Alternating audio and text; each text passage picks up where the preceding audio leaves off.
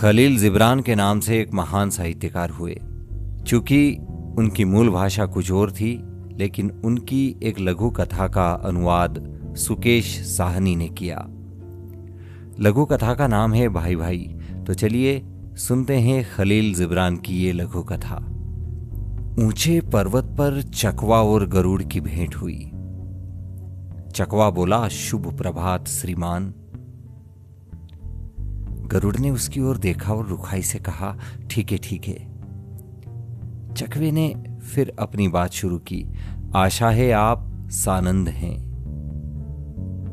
तब गरुड़ ने कहा कि हां, हम मजे में हैं, पर तुम्हें मालूम होना चाहिए कि तुम पक्षियों के राजा से बात कर रहे हो। जब तक हम बात शुरू न करें, तुम्हें हमसे बात शुरू करने की गुस्ताखी नहीं करनी चाहिए। तब चकवे ने कहा कि मेरे ख्याल से हम दोनों एक ही परिवार से हैं। गरुड़ को गुस्सा आया और उसने आंखें निकालकर घृणा की दृष्टि से उसकी ओर देखा और कहा कि किस बेवकूफ ने कह दिया कि हम एक ही परिवार से हैं। तब चकवे ने कहा कि चलिए मैं आपको याद दिला दूं।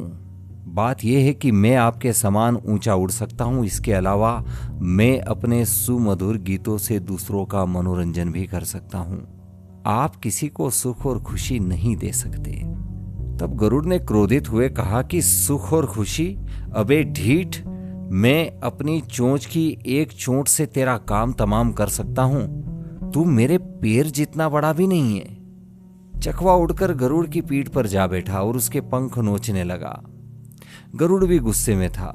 उससे पिंड छुड़ाने के लिए वह तेजी से काफी ऊंचाई तक उड़ता चला गया, लेकिन उसका बस नहीं चला और हार कर फिर वही उसी चट्टान पर आ गया।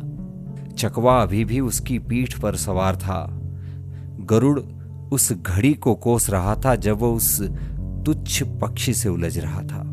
तभी एक कछुआ वहां आ गया। गरुड़ और चकवे की हालत देखकर उसे हंसी आ गई और हंसते हंसते लोटपोट हो गया। गरुड़ ने कछुए की ओर देखकर कहा, पृथ्वी पर रेंगने वाले कीड़े, तू क्यों हंसता है? कछुए ने कहा, क्या यह हंसने की बात नहीं है कि आपको घोड़ा बनाकर एक छोटा सा पक्षी आपकी पीठ की सवारी कर रहा है?